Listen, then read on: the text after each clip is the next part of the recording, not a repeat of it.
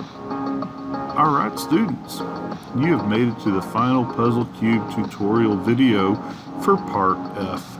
So going pretty quickly because this is our 6th one, we should be able to do most of this. We're going to start by looking at part F.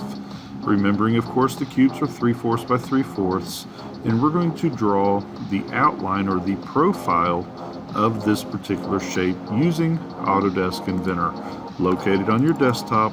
If it asks you about activation, just click Activate, and when the next screen comes up, click Connect Now and Activate, and if all goes well, it will thank you and allow you to continue.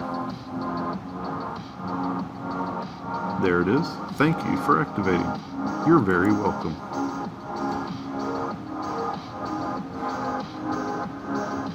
All of our Puzzle Cube pieces are created in Autodesk Inventor as a part. We begin by creating a two-dimensional sketch of the profile or the outline of the part. So in Inventor, start 2D sketch.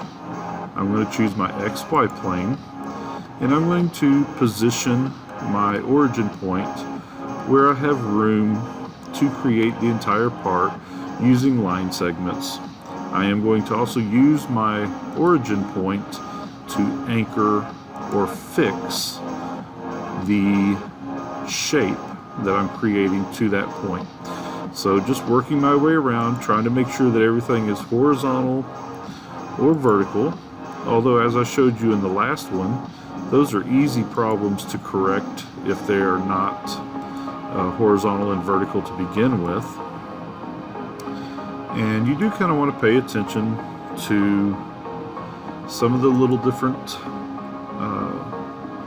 features of this so that we don't have any problems with it turning inside out. Although I probably should show you all that on one of these drawings. And here we have the closing of the shape. Ooh, I messed up. That does not line up. So let me show you what we do in that situation. If you have a line segment that doesn't match up or doesn't work right, simply exit the line command, which I already did by pressing the right mouse button and choosing OK. You can also press Escape on the keyboard, and that will exit the line command. Then once you're out of the command, you can click on the line segment that you don't want, and then press Delete on the keyboard, or you can also right-click and choose Delete. And then if we want to add a line segment there, we simply click Line, and we grab that end point. That's what we call the end of a line, the end point. And then this end point down here, and we have created that vertical line right there. So I can right-click and exit the line command. So I'm going to draw that again. Let me select all of it and delete. And then I'm going to draw that again just so that we can have a smooth, clear drawing of it without interruption.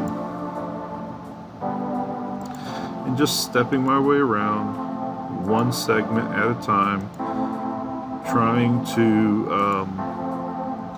let the program help me where it can, and letting the program create these horizontal and vertical segments so that if I don't get in too big of a hurry, it should turn out pretty nice without a lot of problems. And then we're going to dimension it, starting with our outermost distances first. Oh, now this is supposed to be 3, and I drew it big, so let's see what happens here. Okay, so far so good. Sometimes you will find that the part will kind of turn inside out. That time I got lucky. You can usually fix these things with dimensions, but let's also be honest.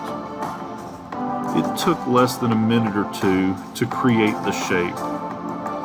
Even going slow, it only takes a few minutes. So if the worst thing that happens is that you have to redraw the shape, yeah, I suggest it's probably not that bad of a thing. I'm just adding in these 0.75s. Oh, so I don't need that one. Oh, because of this one. remember when you have an overall dimension and then 1, 2, 3, it doesn't need the fourth one. The reason this is green is because I haven't dimensioned these distances. This one should be 0.75. And this one, it's going to say I don't need it. The reason being is because when I created it, it lined up with this one. And so this dimension right here controls this line also. I can show you by changing it, but then I'm going to change it back. So see how that moved both of those? So I need to fix that. It's supposed to be 0.75. Alright. Everything's purple. That means everything's dimensioned. Everything looks right. The numbers look right. I click on Finish Sketch. Zoom out so I can see the whole part. And I'm going to extrude that same distance, 1 cube, 3/4 of an inch. Click OK. And then I'm going to make it blue. This is our blue shape. So I'm going to scroll down. I'm going to find smooth. Uh-oh, we don't have a smooth blue.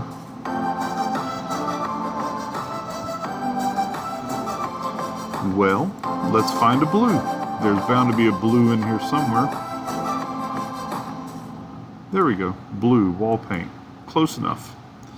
So there is part F. I'm going to save. I'm going to name it part F.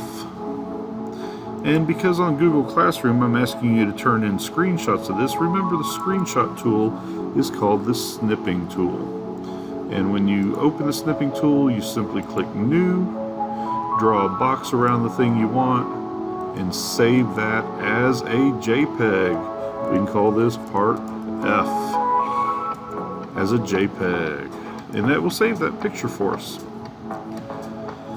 Well, students, hopefully you have now created all 6 parts and you have them saved so that you can open those whenever you need them, because the next tutorial video is going to show you how to build the assembly, how to bring all these pieces together to create the actual puzzle cube from those parts and those pieces.